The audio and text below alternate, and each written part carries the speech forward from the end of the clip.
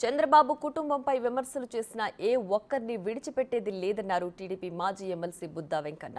అలాగని తమది ప్రతీకారం కాదన్నారు. కనీస ధర్మంగా చెప్పుకొచ్చారు బుద్దా వెంకన్న.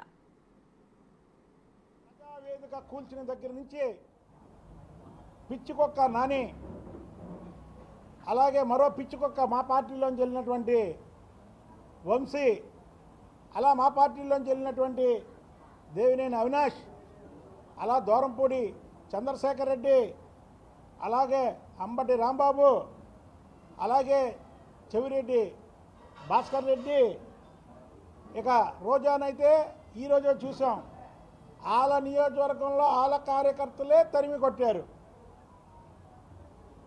చంద్రబాబు నాయుడు గారిని కుటుంబం మీద వ్యక్తిగతంగా మారినటువంటి వాళ్ళని మాత్రం వదిలే ప్రసక్తే లేదు.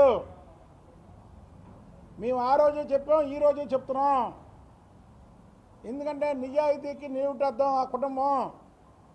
ఆ కుటుంబాన్ని వ్యక్తిగతంగా మాట్లాడినందుకు వాళ్ళని వదిలే ప్రసక్తే లేదు. ఎక్కడ ఉన్నాయి, హైదరాబాద్లో ఉన్నాయి, విదేశాల్లో ఉన్నాయి, వదిలే ప్రసక్తే లేదు. ఇది రివెంజ్ కాదు.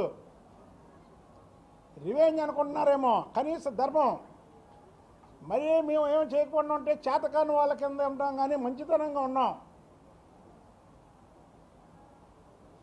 చంద్రబాబు నాయుడు గారు జాతకం ఏంటంటే మహర్జాతకుడు చంద్రబాబు నాయుడు గారు.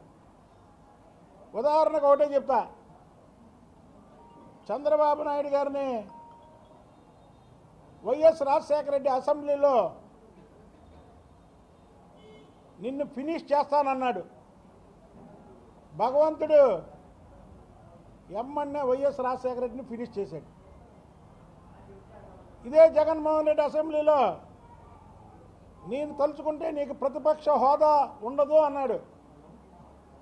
151 మధ్యలో 5 తీసాడు, 1 ఉంచాడు.